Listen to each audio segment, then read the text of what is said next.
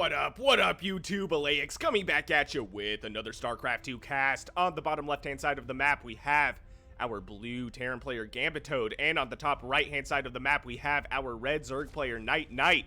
This is going to be a diamond versus diamond level replay, so a bit of a higher level today. If you are new to my channel, I do cast games from a wide range of leagues, going all the way down from bronze and up to masters, so if casual games are something you're interested in watching, please consider shooting me a subscribe. I would greatly appreciate it. Now, back to the show. It looks like NightKnight is going for a 13 pool right here, so we might see some cheese coming out of this Zerg player. We also don't have a hatchery on the way just yet. Taking a look at the Terran side of things, going for a wall in the main base, and this is the unfortunate thing if you're trying to rush a Terran opponent very early. They will have a wall set up. They are the GOAT of walling, so if you're rushing with just a few units, it's not likely you're going to be able to break down the wall right here, and they don't even have to commit too hard to it because the supply depot goes up and down, so they're not even locking themselves in their own base right here. But it does look like NightKnight is not going for a full one base all in. He is going to be expanding behind this right here. We have the hatchery on the way. It's just starting. Taking a look at the production tab, though, we see at least 2 Zerglings on the way. Now 4 Zerglings on the way. And in Zerg cocoons, it is 2 Zerglings per cocoon. So we see 2 of the eggs right here. And I expect NightKnight is going to be running these down to the Terran side of the map. They actually may be able to delay this expansion right here. There is no army supply just yet. We see what is going to be a Reaper on the way. The Reaper may be able to kite some of these Zerglings around if Gambittoad is able to spot this, but I think the scout actually came in too late. He's checking for what looks like it's going to be the third base, but this is a much more likely third base location right here next to the main. So I think Gambittoad doesn't realize he has 2 Zerglings on the way right now. They're actually able to get the drop on this SCV. This SCV running for its life. It's like, bro, don't leave me behind. Actually turns around to get a final punch on one of those Zerglings before it dies.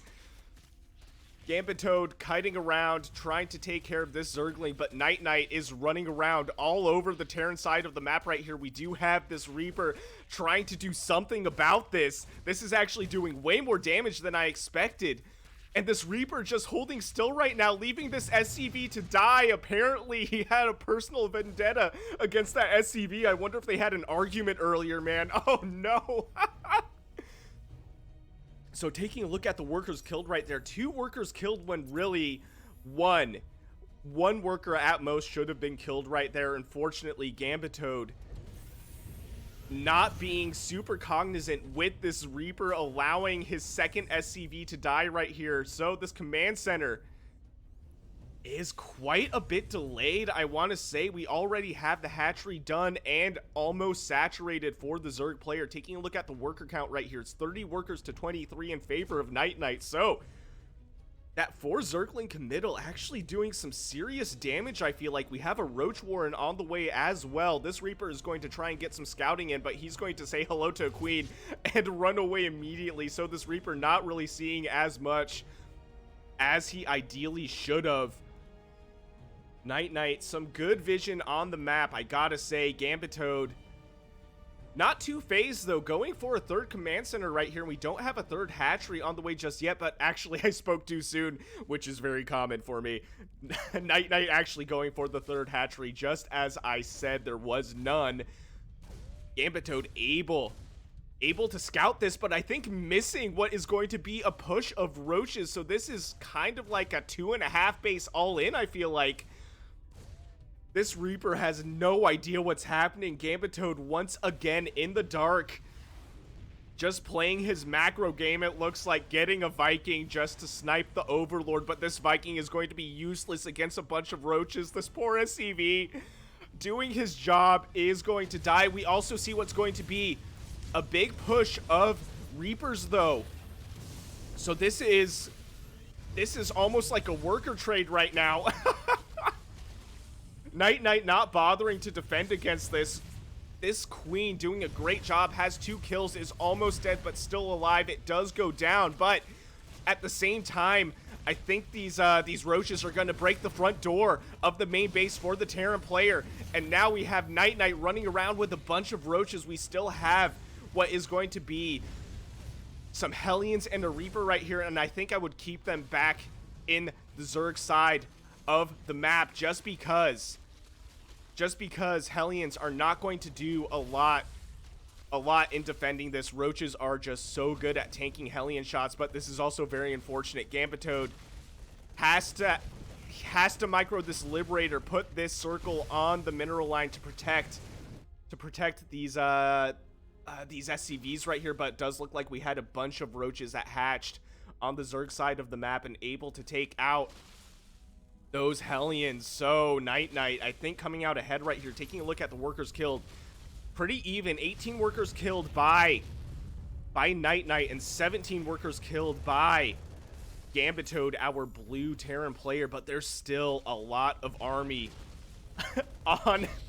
the Terran side of the map right here. We have a bunch of roaches, and they're going to do so much damage.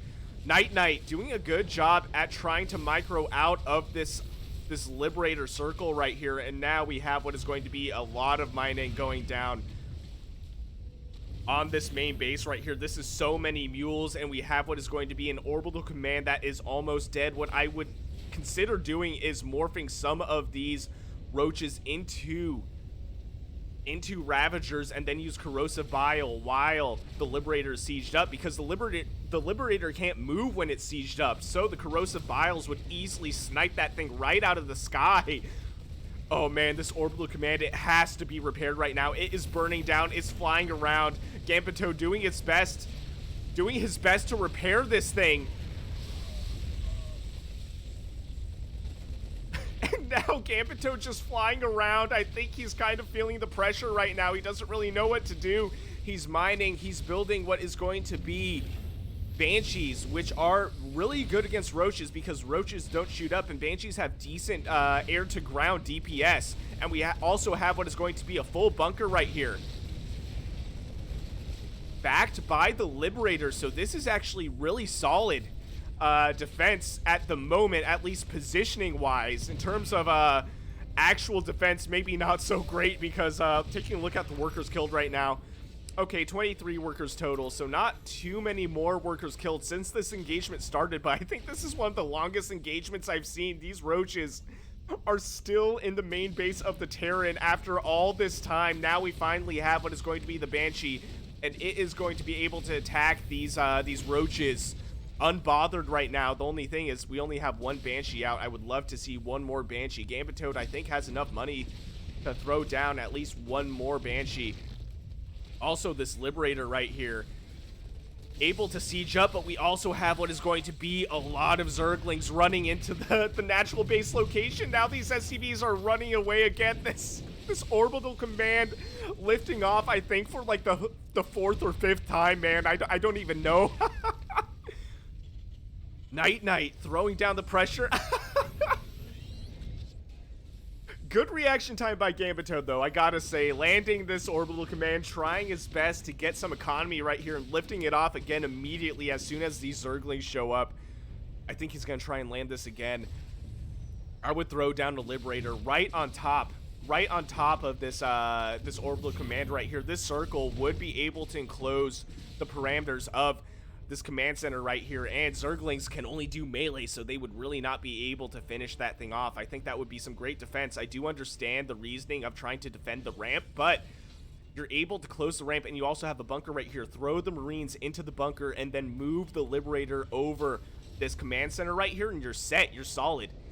Throwing down 2 engineering bays, not bad. They are very tanky buildings, and they don't lift off, so I mean, they're not the greatest buildings in the world. I would maybe throw down a bunker behind this just in case if I was really that scared, but I would move this Liberator, especially if you're throwing down a wall in the natural base location. You're going to be able to defend this. There's no reason for this Liberator to be hanging out on the main ramp right now, and we have what is going to be a lot of Zerglings, and Gambittoad has to lift this thing off. We do have the Banshee right here, and oh no! Oh, I didn't even notice this. This is not an airtight wall. This is huge. This is so bad for Gambittoad. Gambittoad realizing his mistake immediately, throwing down a supply depot, but way too late. At the very least, able to take out a lot of these Zerglings, but this Zergling getting some SCV kills where it's absolutely not necessary. Finally getting taken out by the Marines in this bunker right here, but NightKnight able to snipe just a few more SCVs right there. Actually, I think just one more SCV, but I can't believe that that wall was not airtight. And looking at the Zerg side of things, because it's been a minute, we actually have what is going to be a Hydralisk den. So we're going to see some Hydralisks coming out, and we have a decent amount of Spore Crawlers. I think this is because the Banshees were spotted. So Spore Crawlers do offer detection, and they're decent anti-air. So this would be some good static defense against the Banshees. We do see it in the natural base and the main base as well. So NightKnight has a decent lockdown on his base where defense is concerned. Also has the Overseers just in case. But taking a look at the upgrades, I don't think we see Banshee Cloak right now. So these Banshees can't even cloak. Oh my god, dude, but I can't believe that that wall was not tight. It was not airtight. All those Zerglings running through and wreaking havoc. Gambittoad, all things considered, not doing too bad, but at the same time, looking at the worker count, it's 31 workers to 69 workers in favor of the Zerg player. We do have an attempted push right here by Gambittoad, but these Banshees can't cloak right now. They have so much energy and they can't cloak.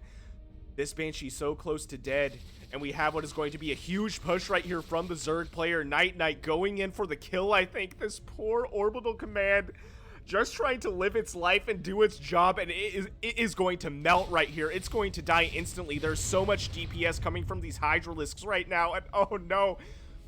NightKnight going for the natural base. There's not enough tanks right here. This is just one tank. We do have the hero SCVs trying to do something. Gambittoad doesn't really realize what he should be doing right now. These SCVs actually doing a valiant effort in trying to hold those Hydralisks back, but unfortunately just too many. The constant pressure from the Zerg player keeping Gambittoad behind and allowing the Zerg to explode in army supply, as we can see at the end right here, 90 army supply to 12. So wild diamond versus diamond level game. That pressure, man, was insane to see. So if you guys enjoyed what you saw, please consider shooting me a like and subscribe. I would greatly appreciate it. And if you want me to cast any of your own games, I will leave my email in the description below. And I'll see you guys on the next one.